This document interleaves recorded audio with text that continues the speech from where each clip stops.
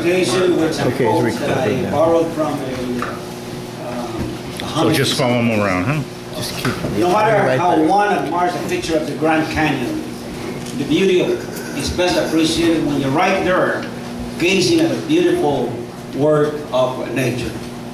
Secondly, one may read several instructions on how to drive a car, but the reality and complexities is best appreciated when you're behind the wheel.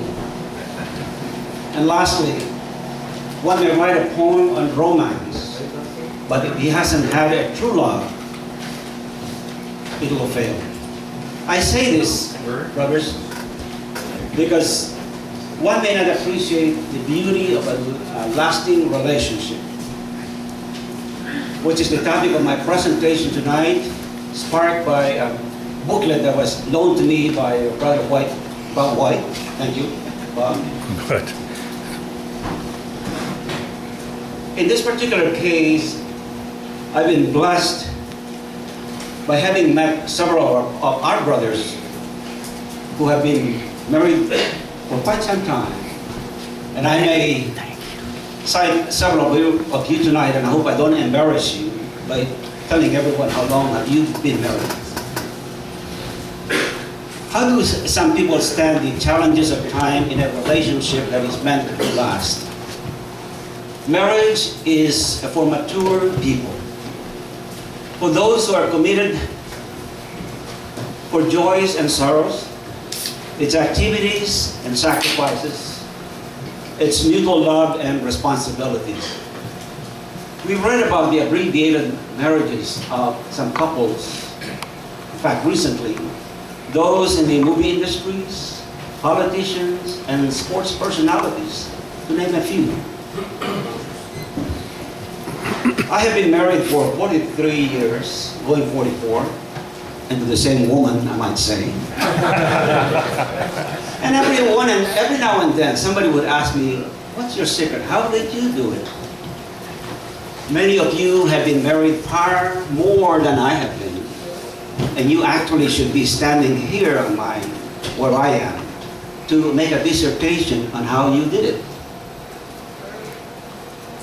Starting from a few, he's not here tonight, but Jim and Elaine Finnegan celebrated their 60th anniversary some 3 years ago. Jim, are you here? No, Jim's not here.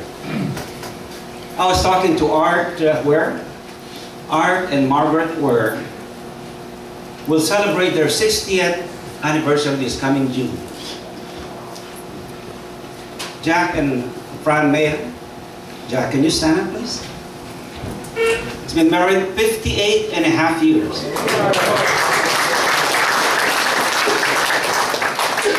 Can anyone among brothers beat those figures? So, yes. 62. 62. Well, all right. Jim Finnegan is 62, 63. But congratulations. There's a number of you who have gone over the hump. And I use the term over the hump. It's a Navy term. I don't know if the Marines does that. Meaning to say when you're on deployment, you've gone over the difficulties of a deployment. And I'm using this to equate marriage as you've gone through the difficulties of marriage. You've gotten used to it, so to speak.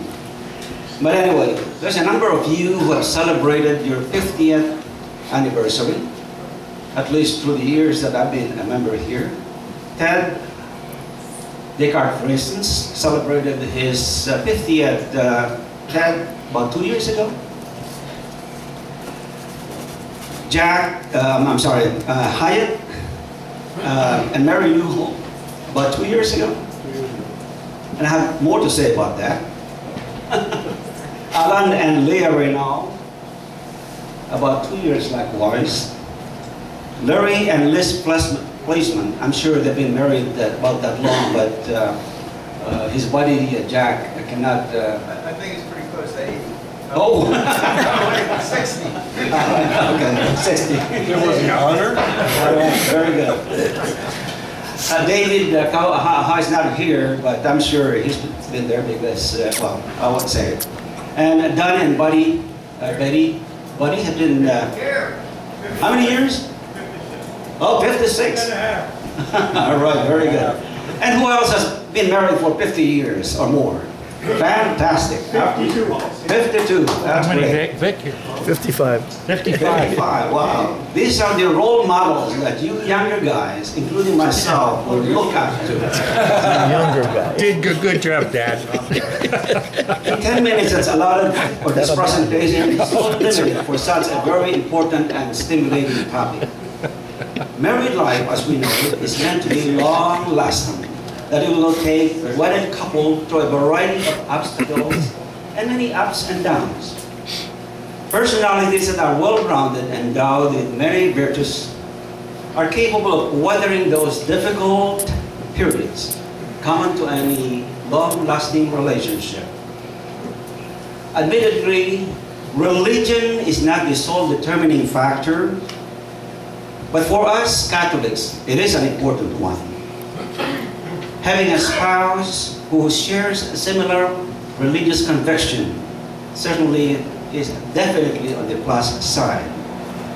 After marriage, we bring God into the home through family prayers. And if I may quote the phrase that goes something like this: the family that prays together.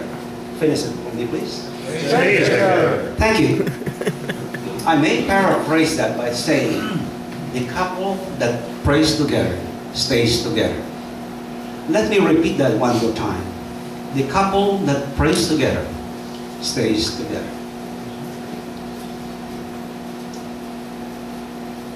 I submit to you, brothers, to reflect on this phrase and apply it to your own marital experience, bearing in mind that one of the requirements for the initial exemplification into the Brotherhood of Knights of Columbus is that one has to be a practicing Catholic. Momentary infatuation can play strange tricks, as we know it. Relationship based on physical attributes is not an insurance for a lasting marriage, as it is bound to wither like the blooming plants in the spring and summer season. A marriage ceremony changes no person's character. Those who selfishly indulge their appetites and whims before marriage will be in the marriage state what they were before. As St. Augustine once said, faith can do magic, but without love, it is nothing. A marriage ceremony, despite the priest or minister pronouncement of the praise that you are well aware or familiar with, to have and to hold, from this day forward, for better and for worse, for richer or poorer, in sickness and in health, until death do us part, changes no person's character. I was talking to Jack and Fran Mahan yesterday, in fact. We saw them at the Blue Oaks movie. And we discussed this marriage relationship. And Jack tells me that their secret is they don't go to bed angry. And in fact, they seal this with a kiss. My wife and I decided to quit fighting. After 3 kids. Because it turns out that the make-up period, 9 months later, leads to some complications. Fortunately, we had 3 blessed ones. The absence of moral virtue, for example, unselfishness, temperance, purity, and true love can be a roadblock enough to terminate what God intended to be a beautiful and happy way of life. Love in marriage has to be nurtured in the same way, in the same manner that one cares for anything that one cares for. Your automobile, your house, in order for that love to last. And before closing, let me tell you what one elderly gentleman shared with me. He said, we've been married for so long, but the way we do it is we go out for dinner twice a week. I go Monday, she goes Wednesday. Ladies and gentlemen, I think my 10 minutes is gone, and thank you very much for listening.